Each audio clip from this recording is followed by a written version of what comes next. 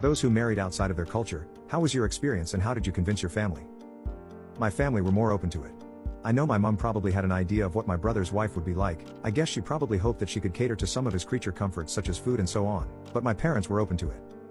The biggest issue that occurred was that my family usually speak our mother tongue at home, and when they first got married we had to adjust to speaking more English when she was with us.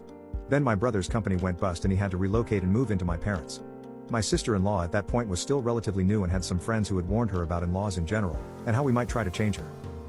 She went on to say to my brother that she felt only English should be spoken in the house so she wouldn't feel left out. I felt this was pretty out of place for her to tell my parents how to speak in their own home. After some time adjusting, she got to know our family better and she realized my parents weren't like the in-law horror stories, and weren't trying to get involved or harm her in any way. Many years later in fact, she wishes my parents spoke our language more to their kids, so they could learn it. My grandma lived abroad, so she wasn't a deciding factor. She was pleased for my brother, and when he visited and took his